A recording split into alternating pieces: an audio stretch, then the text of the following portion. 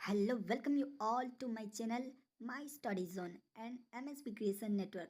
So friends, आज हम plus two second year compulsory ML Hindi यानी एमएल हिंदी का 5 मार्क सिलेक्टिव क्वेश्चन लेकर आ गए हैं।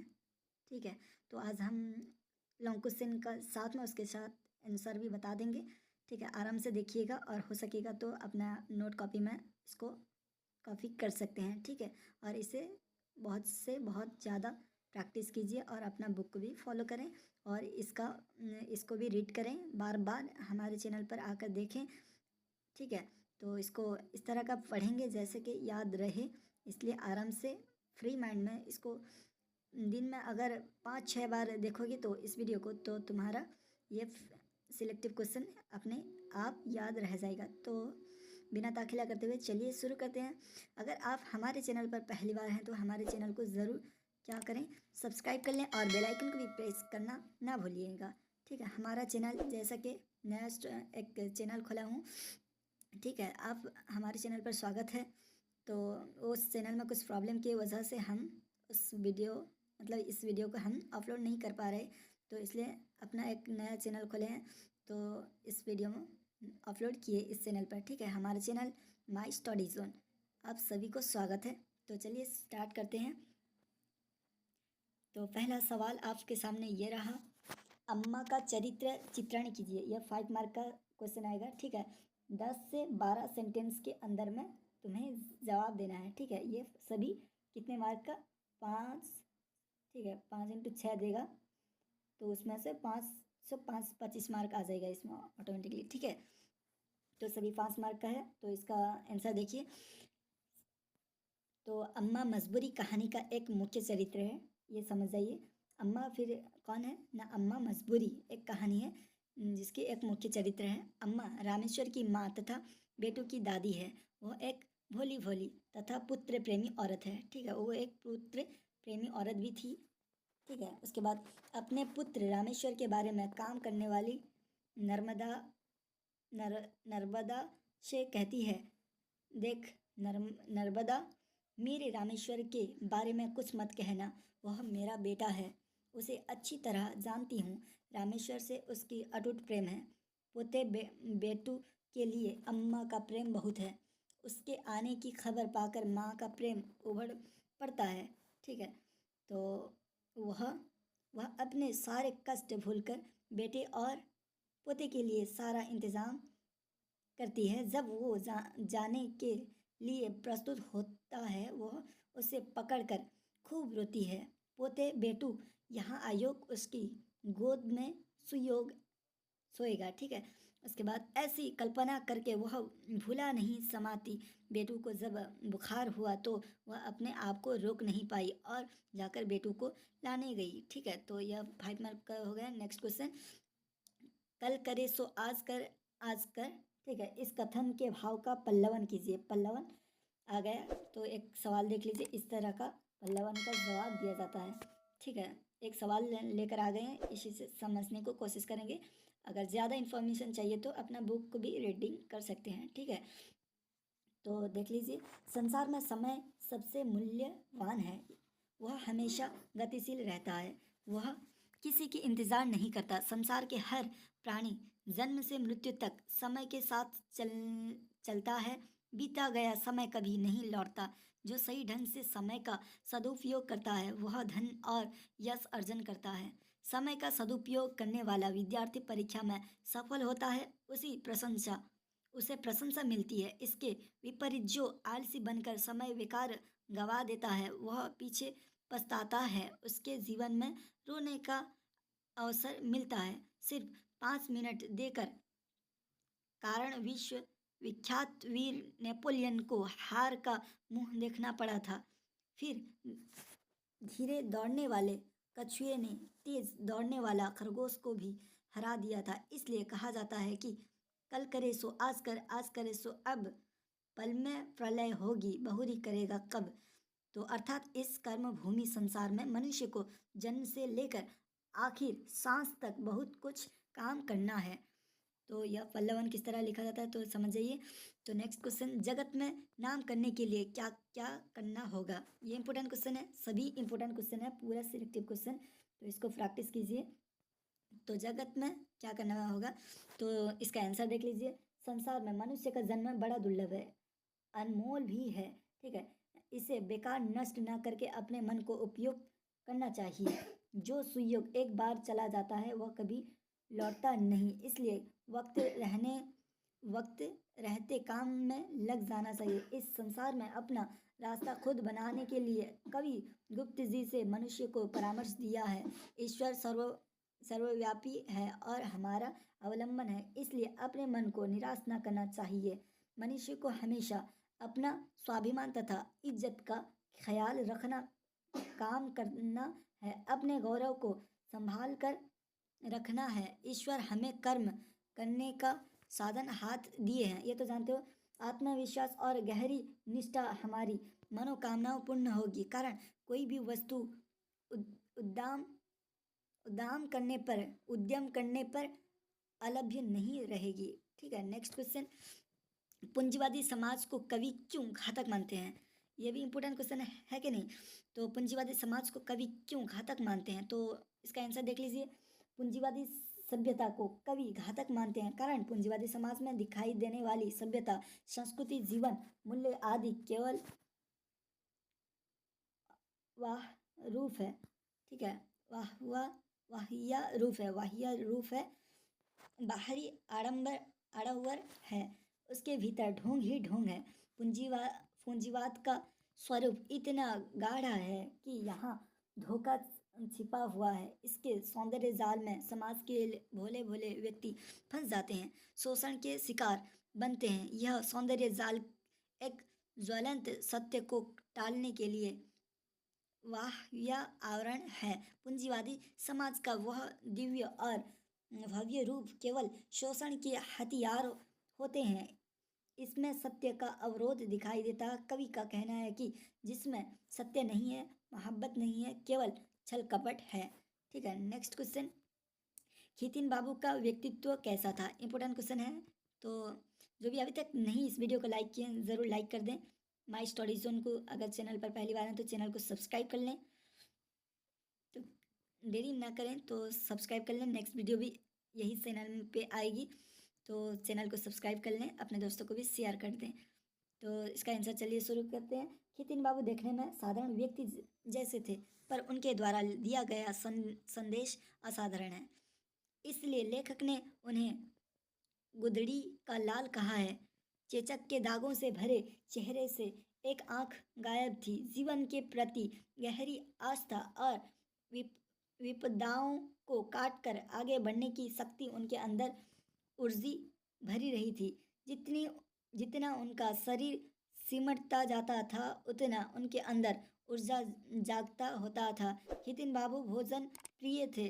वो पाक कला में निपुण थे। आमतौर पर हम रोटी, कपड़ा, आसारा आदि आदि चीज़ों के लिए संघर्ष करते हैं। यह सब निसंदेह चाहिए। जीवन में केवल इतना ही काफ़ी नहीं है। मानव जीवन की मौलिक प्रतिज्ञा है, अदम्य और अटूट संकल्प है। शारीरिक विकार के बावजूद वो हमेशा हंसमुख रहा करते थे। उनकी हंसी में एक अद्भुत खुलापन था। खितिन बाबू ने के दोनों हाथ नहीं, टांगे भी नहीं, फिर भी उनमें अद्भुत मनोबल, दृढ़ संकल्प शक्ति है, जिसके कारण उनका व्यक्तित्व सबके लिए आकर्षणीय है। नेक्स्ट क्वेश्चन, पति पत्नी ने मेहमान का स्वागत कैसे किया? अतिथि जिस दिन लेखक के घर आए उस दिन लेखक का हृदय किसी अज्ञान आशंका से धड़क उठा था। उसके बावजूद एक स्नेह भोगी मुस्कुराहट के साथ लेखक प्यारी बहन उनके गले मिले थे। लेखक की पत्नी ने उन्हें सादर नमस्ते की थी। अतिथि लेखक के घर में 4 दिनों से रह रहे थे। उनके सम्मान में लेखक के घर के लोग जुट गए थे। लेखक और उनकी धर्मपत्नी ने अतिथि सेवा यथा संभव की। अच्छा खाना बनाकर खिलाया, यानी रात के भोजन को एक उच्च मध्यम वर्ग में डिनर में बदल दिया था। 2 सब्जियों और रायते के अलावा उन लोगों ने मीठा बनाकर खिलाया, फिर सिनेमा भी दिखाया, इधर उधर की बातें करके स्मृतियों को ताज़ा किया। उनके कपड़े लड़ी से भुलवाया। ठीक है, तो नेक्स्ट क्वेश्चन, एवरेस्ट पर चढ़ने में बचेंद्री की किन कठिनाइयों का सामना करना पड़ा था? तो इसका आंसर देख लीजिए।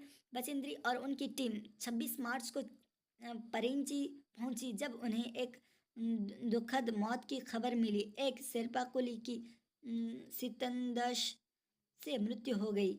इस दल के 4 अन्य कुली भी घायल हो गए।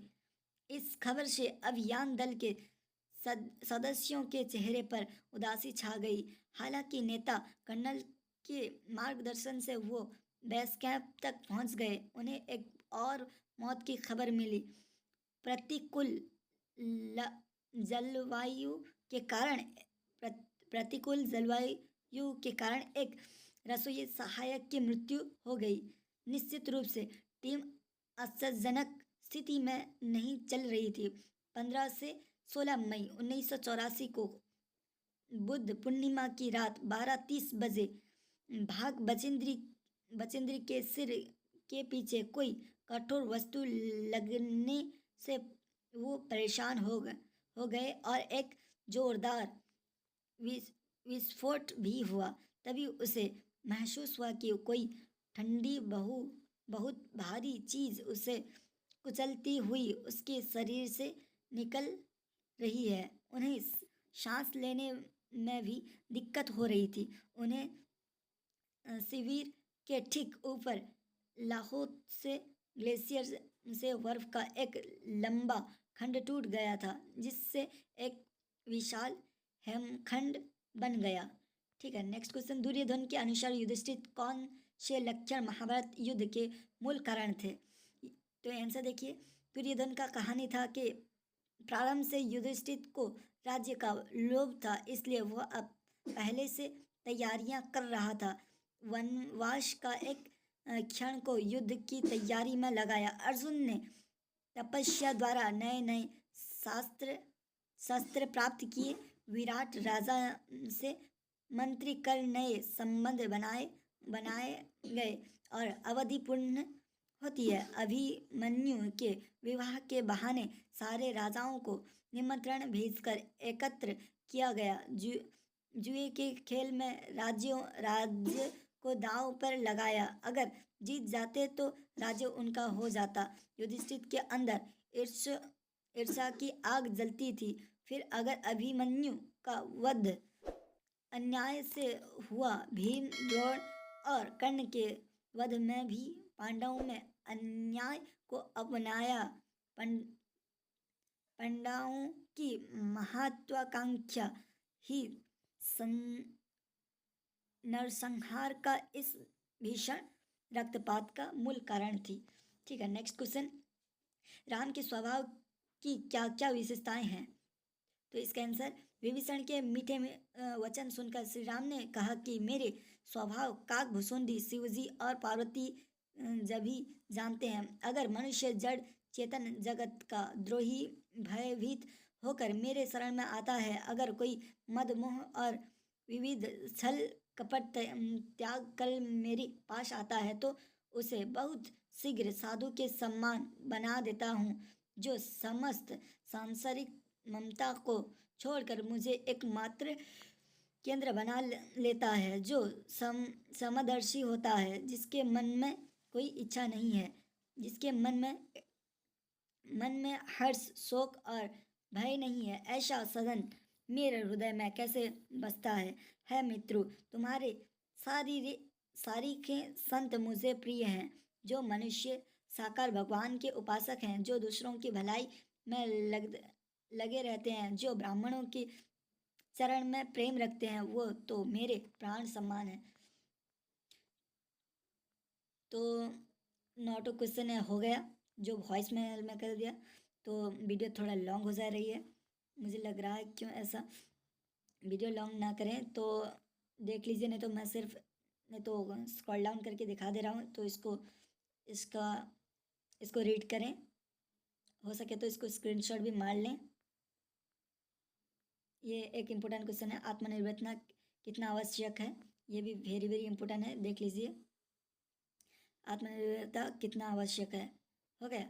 ठीक है, नेक्स्ट राम के स्वभाव की क्या क्या विशेषताएं हैं, ये भी इम्पोर्टेंट है। तो इसको कॉपी पेस्ट कर लें अपने खाते में। वीडियो लॉन्ग हो जा रही है मुझे लग रहा है, क्यों? बूढ़े ने अपने को बेताज बादशाह क्यों कहा, यह भी इम्पोर्टेंट। खीतिन बाबू से तीसरी बार भेंट पर लेखक ने क्या देखा था, ठीक है, वो भी इम्पोर्टेंट क्वेश्चन है। क्या पुत्र स्नेह अपराध है, पाप है?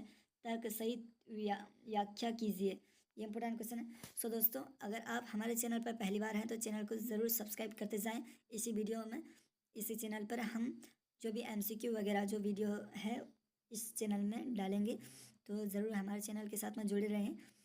अगर लेटर राइटिंग और पल्लवन के बारे में देखना चाहते हैं तो हमारे टेलीग्राम चैनल में ज्वाइन हो जाएं।